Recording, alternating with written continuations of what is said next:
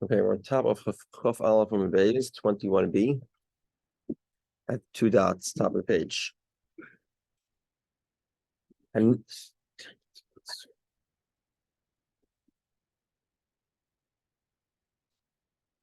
Hanirtza Nikna B'Ritzia. So we spoke about a slave who was a nirtza, who had his ear drilled. So you acquire him again by drilling his ear. The Chsiv, how do we know this? And the next words are V'avod L'Olam. The master will drill his ear, and then V'avod L'Olam, he'll serve him forever. The Koines Atzma, he acquires himself. 1 second. We are on Chafal from base. Right. About 10 lines down.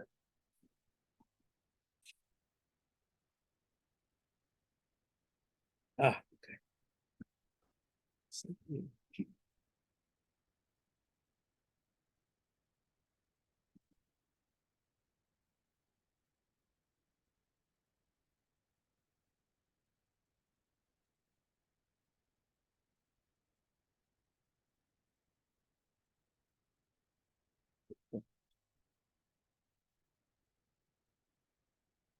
The Koines Atzma b'Yovel b'Misa'adin, he acquires himself with Yovel, 50th year, Misa'adin if the master dies.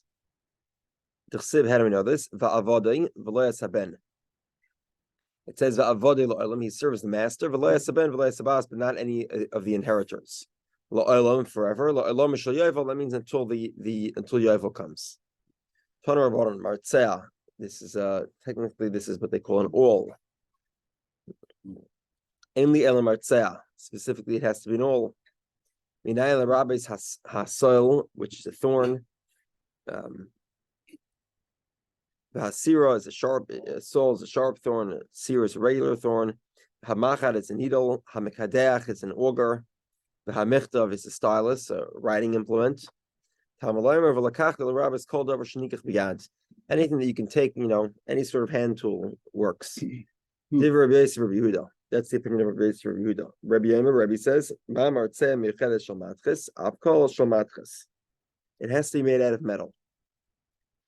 Another point, the drill, to include the big awl. I guess the courts had some sort of system. This is a large awl. Okay, Amr Belazar says, Yudin Beribi, there was a scholar, his name was Yudin, he was a great scholar, which is why he got the subtitle of Beribi, which is always an indication someone's a great scholar. Hayadar, she would explain as follows, Kashen Reitzen, when they would drill his ear, Ein Reitzen Ela B'Milsa. You would drill the ear in the lower lobe of the ear. So that I don't know what they call it in English, the bottom hanging part. Just the earlobe. The earlobe. The Chacham Meirim and the rabbis disagree. Ain't Eved every kain. Okay, 1 second.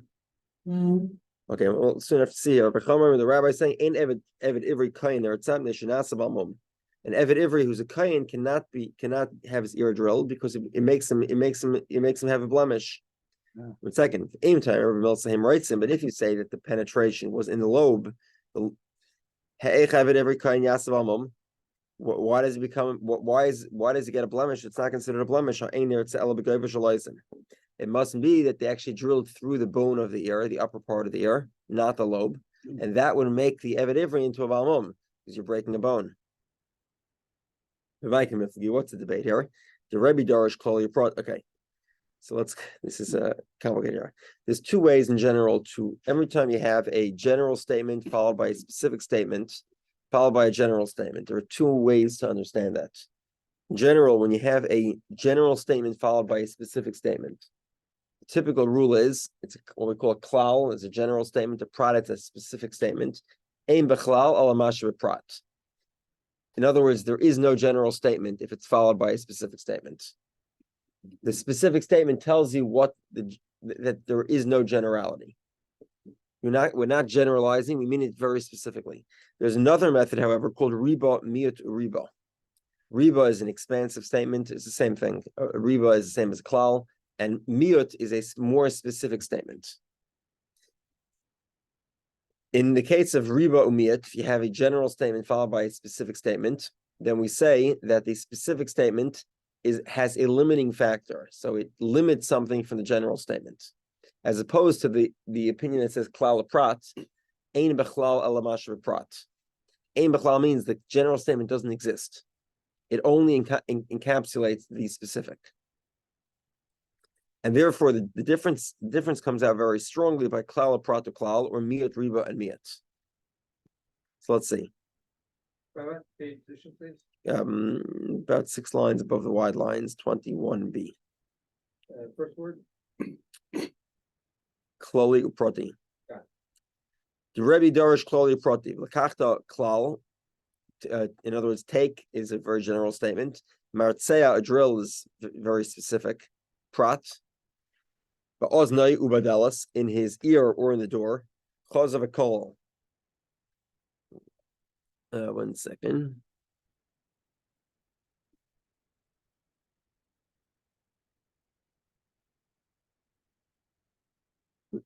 So the fact that Torah tells you do it in his ear and in his door, that's already a more general statement, because you have an or over there. It's either the ear or the door. We'll soon see it's actually both. But ozni badelas, in the ear and the door, chaz of a kol. That's again a general statement. Klal prat to klal, yatadon el kana prat. The rule of klal prat to klal is that the specific feature is considered a general limitation. Maha prat mefurish shel mateches, af kol shel mateches.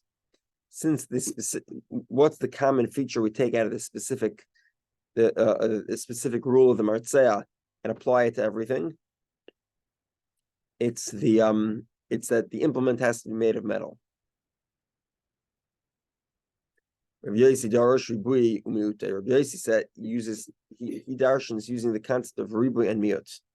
V'lakachta, take riba, that's an expansive statement. Martzea, a drill, is very specific. It's a miut. But ozni badela is chaz of a riba. It's already, it's anything that goes. I think it's interpreted as anything that goes into the ear or the door. So it's really anything, not just a drill. Chaz of a riba. It's again an expansive statement. Riba umiyat riba. Riba hakol. My Rabbi, what's included? Rabbi call me anything. My miyat, what's limited? So in the opinion of riba miyat for riba, the limitation is extremely minor. That's sort of the difference between riba and miyat and klal prat to klal. In klal prat to klal, we take actually a very large limitation. In riba and miyat, we take the smallest limitation we can find. So what's limited here? Miyat sam. You have some sort of substance, that would burn a hole through his ear, that would not work. But anything that drills a hole through his ear would work. We learned ha-martzea, the martzea, lahavi martzea hagadol. If there was a very large awl, my mashma, how do we see from there? Amarava hayerach. When the Torah uses the hay, it's like the capital T. The martzea. Hayerach and yumanis should be erach. The more significant of the thigh. Hachanami ha-martzea, miyuchet shmartzea, the famous awl, which is quite large. Okay. Rabbi Lazar says, quoting the previous Gemara, Yudin beribi hayderich and writes in Elba Milsa. Yudin said that they would drill his lobe. Chacham Maimrim that they would drill that. The Chacham don't say it directly, but they say that Evet Ivri we don't drill the ear of an Evet Ivri. And if it was the lobe, there'd be no reason why you couldn't drill his ear. The Gemara asks a different question. The Yasa Balmum, let the Evet Ivri become a Balmum. He decided to get his ear drilled. So let him, who cares if it becomes a Balmum? Amra Bar Shila Amakra. Rabbi Bar Shila says that the Pasuk says, V'shav el mishpachtei, l'muchsik shavim mishpachtei. He goes back to his family, l'muchsik shavim mishpachtei. In other words, to the same family status he returns to. Since if he's a kohen, he has to return to the status of a kohen. Therefore, you can't make him into a balmum. You can't give him a blemish. Yibaylu, Eved every kohen, ma'oshim, so the rabbi shift kananis. And Eved every who's a kohen, can the master give him a shifra kananis? Chideshu loishna kohen v'loishna Yisrael. Idilma shiny kohanim ha'el v'riba and hakotz of mitzvah siseros. Do we say, look, the Torah typically does not allow a relationship between a free man and a maidservant? The Torah, in the case of Eved Ivri, does allow such a relationship. So therefore, it should be no different whether he's a kohen or not. Or perhaps, since in general, a kohen has all sorts of extra mitzvahs, therefore he should be prohibited from marrying a maidservant. Rav says mutar, it's allowed. Shmuel Omer also. Shmuel says it's prohibited. Amar Rav Nachman, Rav Onan. So Nachman says to Rav Onan, Ki avisa beimar Shmuel, be'iskamudre itlalisu. 1 second. What's that translation of that?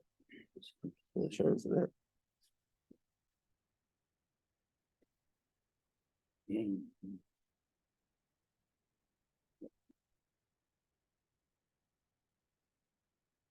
Okay, so in other words, Nachman asked Rav Onan, when you were there, did you play with the games?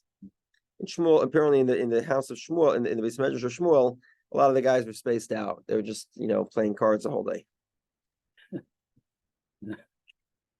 He said, "My time why didn't you prove from this? The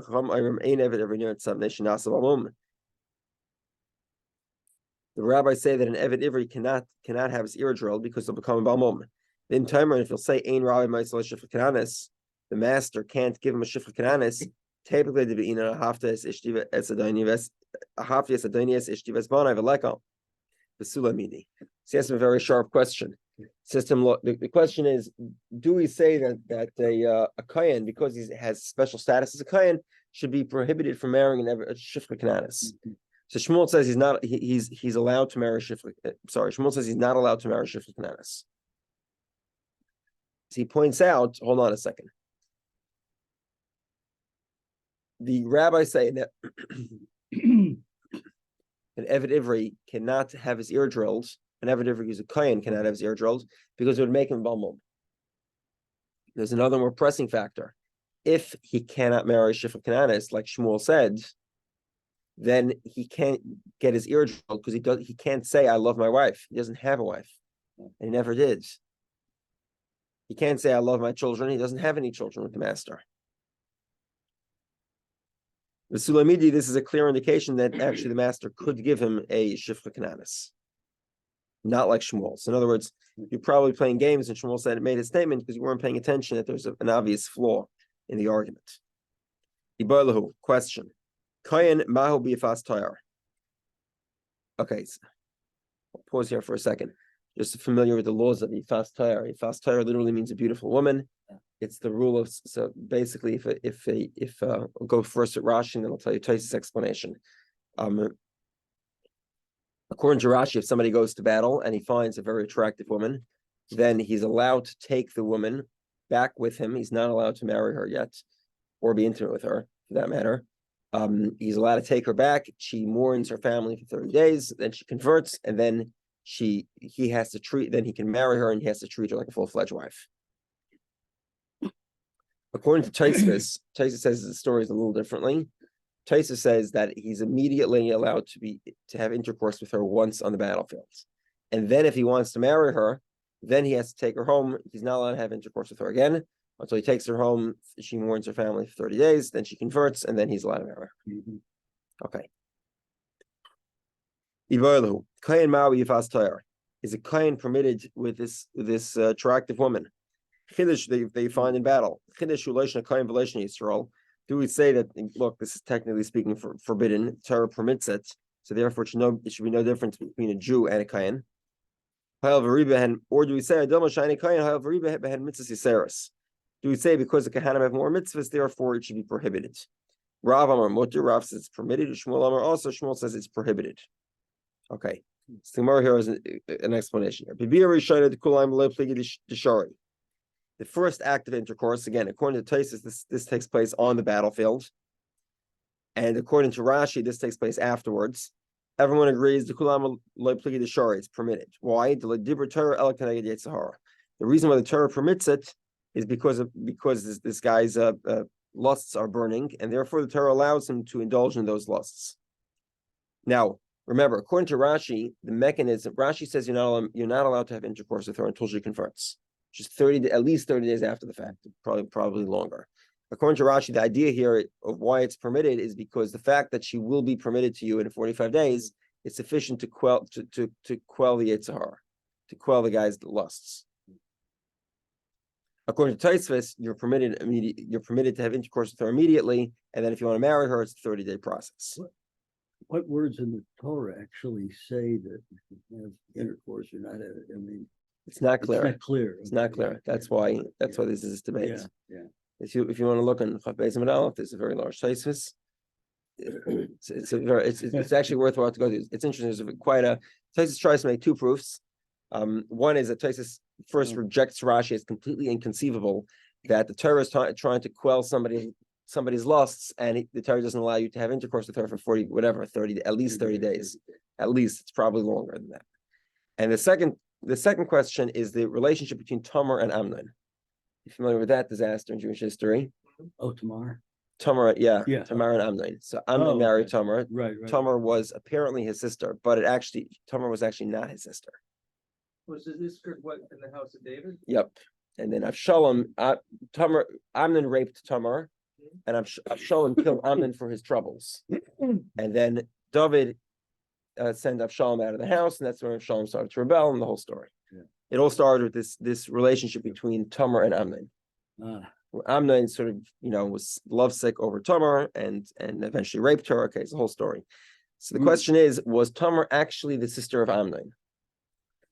And the question by sister means that, well, yeah, it's true that David married Tamar's mother, but the question is that perhaps Tamar was perhaps Tamar's mother was Yifas Tayar, and Tamar was conceived on the battlefield. So Tamar was, technically speaking, not the daughter of David, because at that time, according to Tosfos' explanation, it's permitted to have a single intercourse with a non-Jewish woman on the battlefield. Therefore, the child would not actually have been considered, legally speaking, David's daughter, and therefore Tamar and Amnon were not related. Okay, and then Tosfos actually bends over backwards to accommodate Rashi. Tosfos gives another explanation that it could be actually David did not conceive Tamar. David married Tamar's mother immediately after Tamar's mother was already pregnant, but she actually was not biologically the son of David at all. That's one explanation, and that's to take care of Tamar. And then the other explanation of how you quell the Yetzer Hara, the lusts, Tosfos says once it would be permitted even after 30 days, that would be sufficient to quell a person's lusts. So according to, when we talk about the Bir Rishona Bia Shnia, first and second intercourse, according to Rashi, they're both after he married her. Okay. According to Tosfos, one's on the battlefield, one's before. Wow, it's complicated. Wow. Okay, the second intercourse. Rav says mutter, it's permitted. Or Shmuel Amar also, Shmuel says it's prohibited. Rav Amar mutter, Rav says it's permitted. Once you permit the first intercourse, the second intercourse should be permitted as well. By the way, that argument makes a lot of sense according to Rashi, and it makes very little sense according to Tosfos.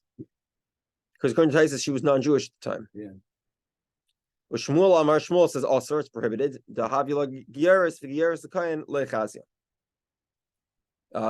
Shmuel says, because now, 1 second. Shmuel says it's prohibited. In other words, the first time we permitted it because Torah sort of says there's no choice. We have to permit him because he's too lustful. However, ultimately speaking, she is a convert, and a convert is prohibited to a kohen. Some say everyone agrees the second act of intercourse is prohibited because she's a convert. What's the debate here? The first intercourse. Rav says the permission to marry a Yifas Tayar, a woman who's captured in battle, you're very attracted to, very lustful towards. The Torah is sort of accommodating the lust because the lust in battle is unlike anything else. If anyone has spoken to a soldier, that's clearly the case. Yeah, Shmuel Amar also. Shmuel says prohibited. Shmuel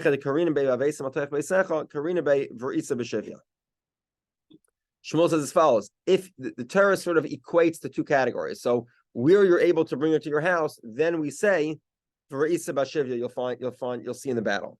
So in other words, the extent that you're permitted to have a relationship with the woman who you're attracted to in battle is dependent on the fact that you're able to bring her home and marry her. You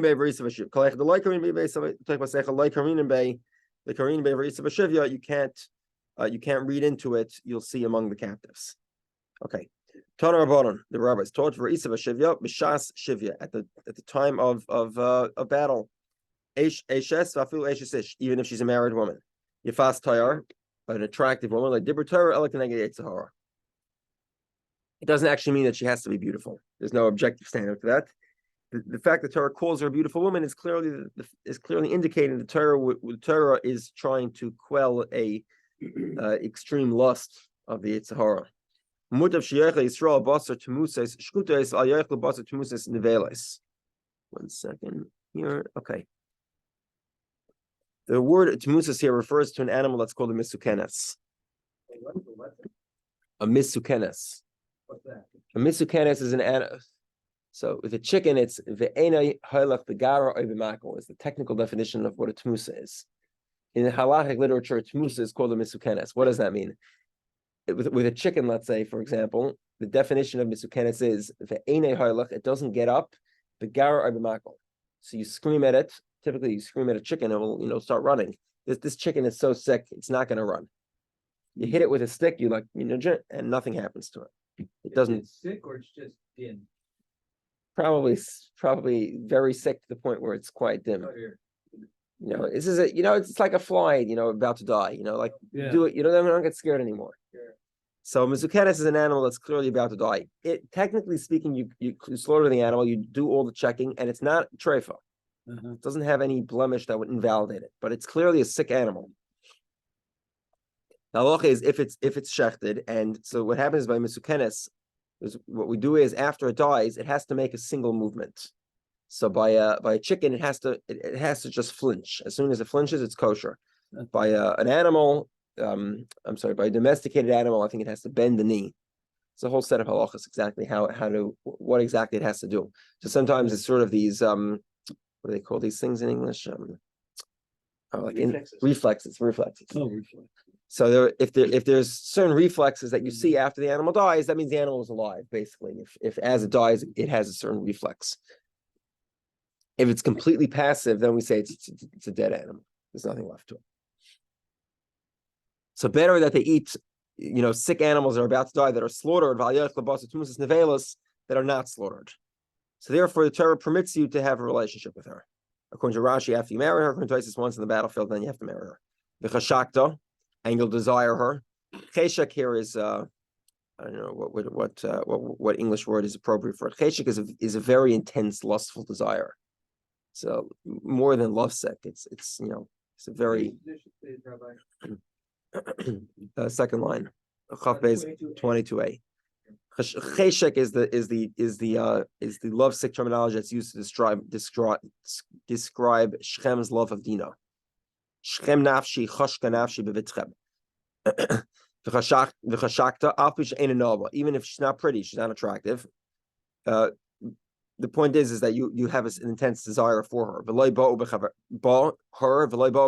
only allowed to have one woman captured in war. And you have to take her. You have to marry her.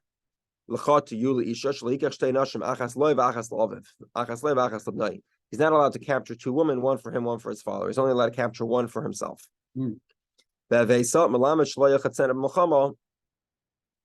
Okay, according to Rashi, this means you have to take her to your house. That means you're not allowed to have intercourse with her on the battlefield. According to Tosfos, it means that you have to understand that the 30 days she has to mourn her family do not begin on the battlefield when she's full of lachatz, she's full of pressure and stress. That doesn't count for her days of mourning. So first you're allowed to have one active intercourse with her on the battlefield. Then you take her home, and then you start the 30 days. As long as she's not in your house, she's still sort of related to the battlefield. You cannot count the 30 days. Okay, back to the discussion. Tana Rabbanon. Yeah, we're at 7 lines down, 22a. Tana Rabbanon. Okay, so now we're talking about how exactly do you become a drilled eved, slave, right?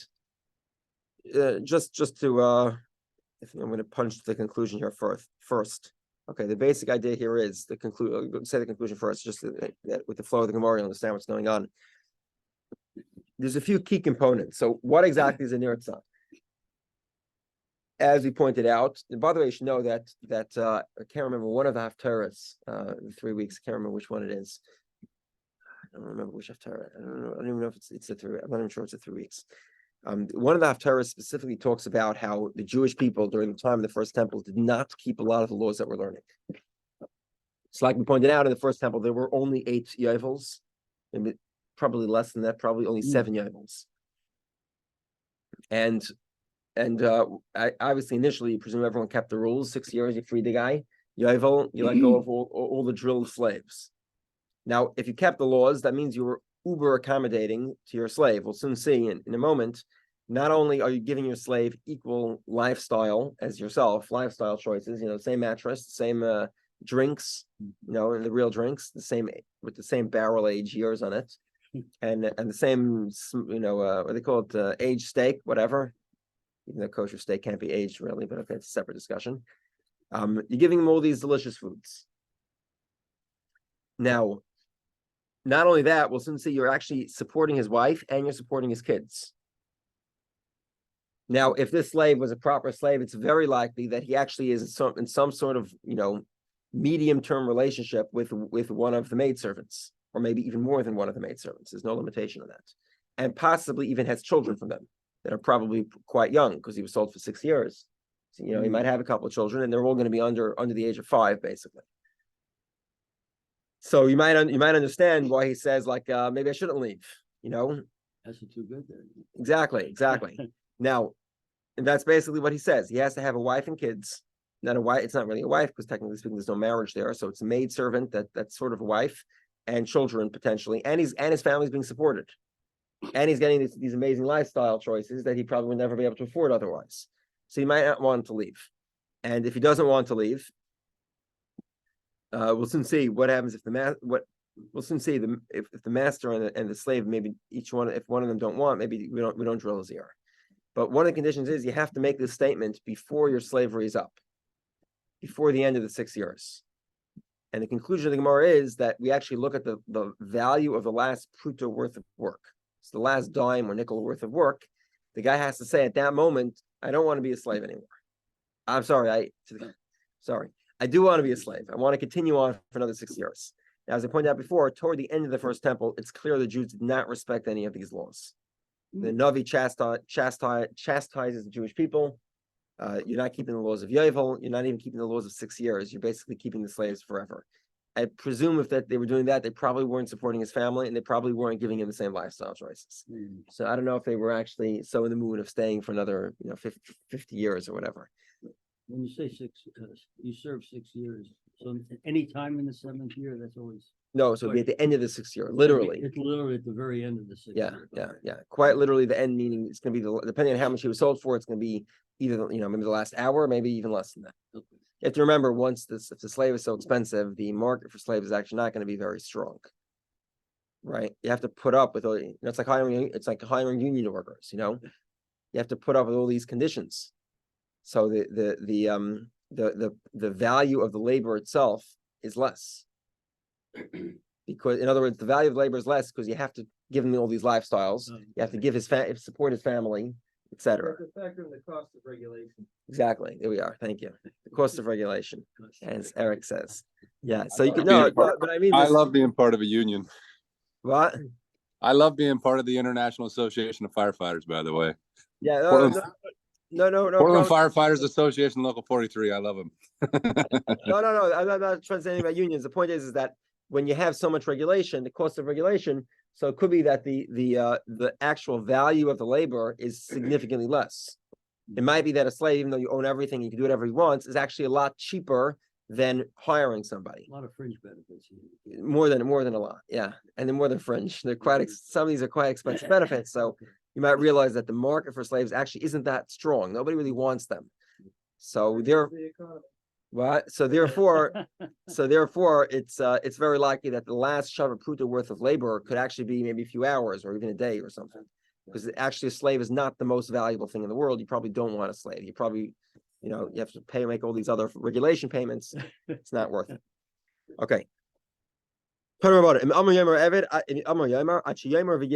to say it and repeat it. You said it at the beginning of the 6 years. The Gemara over here means beginning of the 6 years, meaning, let's say, year number 1, but not in the end of year 6. He's not drilled. He doesn't want to go out. 1 second, because in other words, he has to say it at the end of his slavery. At the time where he's about to leave, he says, I don't want to go. He says it at the end, but not in the beginning.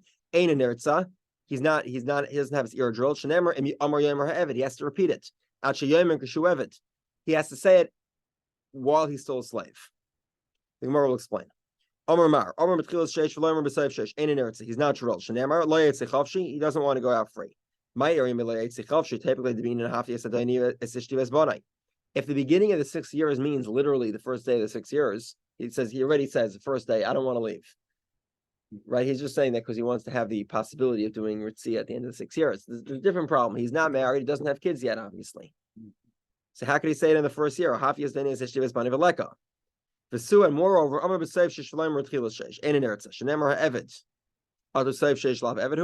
at the end of the 6 years, if he says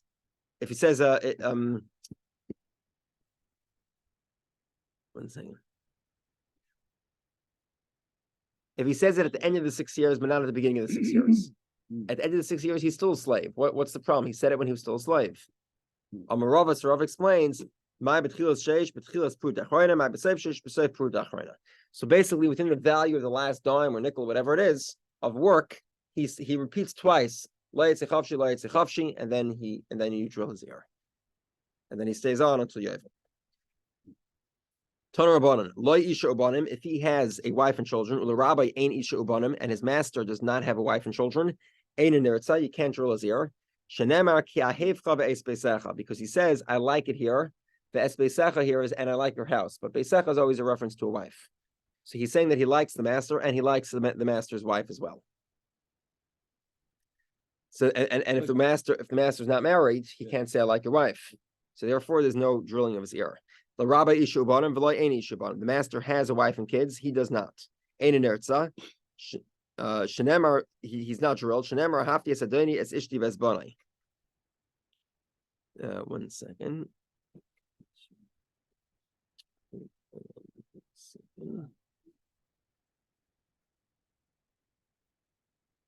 Okay. In other words, he has to want his wife and kids that he had with the master.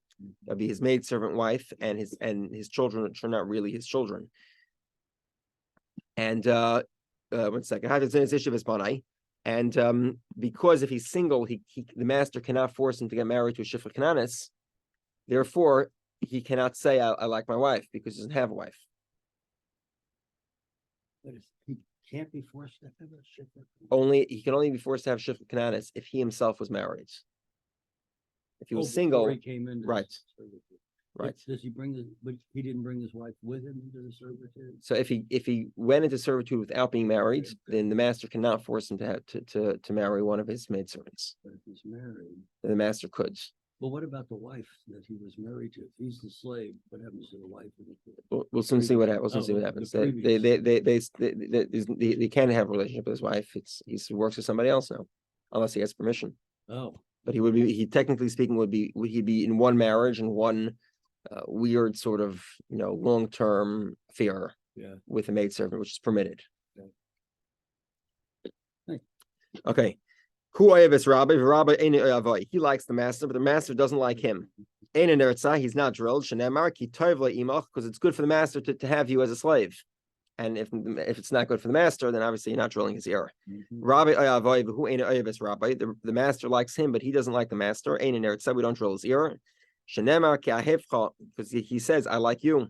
And that can't be fulfilled if the master is if he doesn't like the master. He's ill, but the master is healthy. He's not drilled. It was good for the slave to be with the master. Over here, it clearly wasn't good for the slave because the slave is ill. He's sick.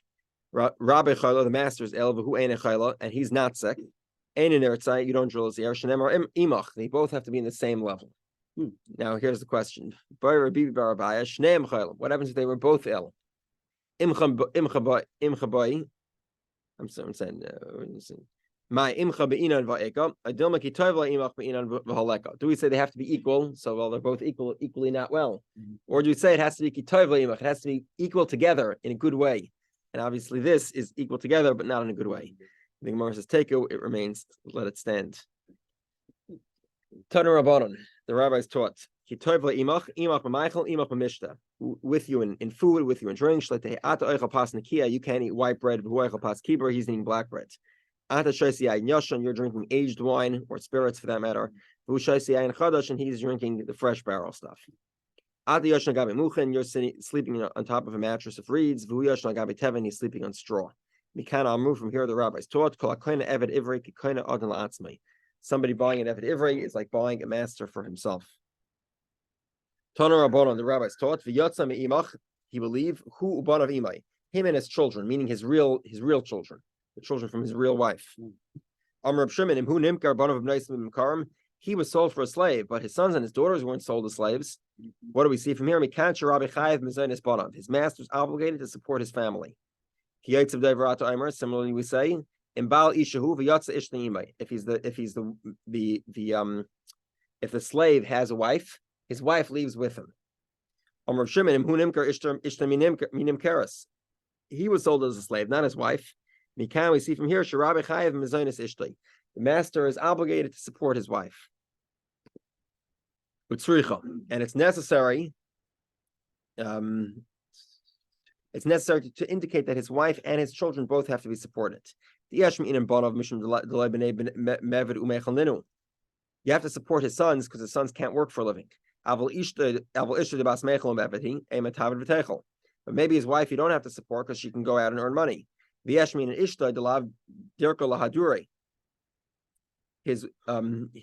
wife is not typically of the it's not respectable that his wife should have to go collect money. Schnorr.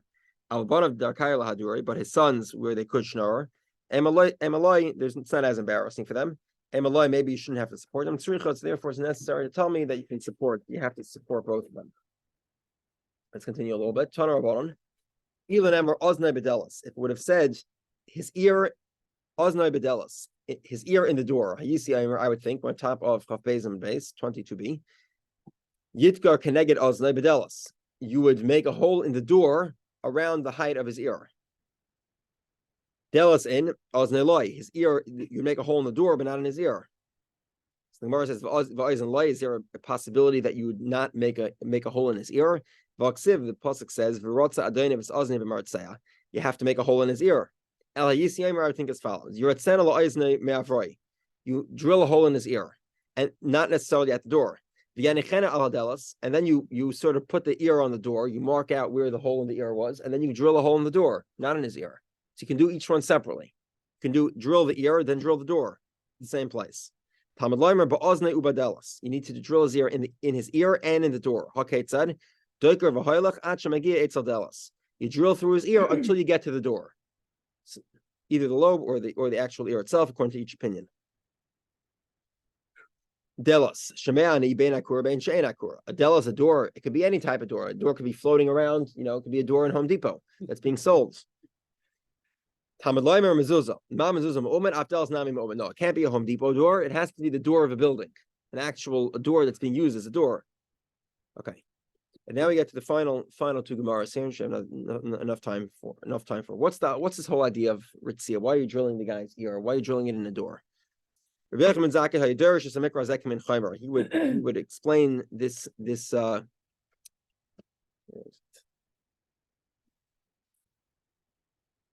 He would explain this drasha like a gold link. Explain it very well. What was the link? Why are you drilling his ear? God said,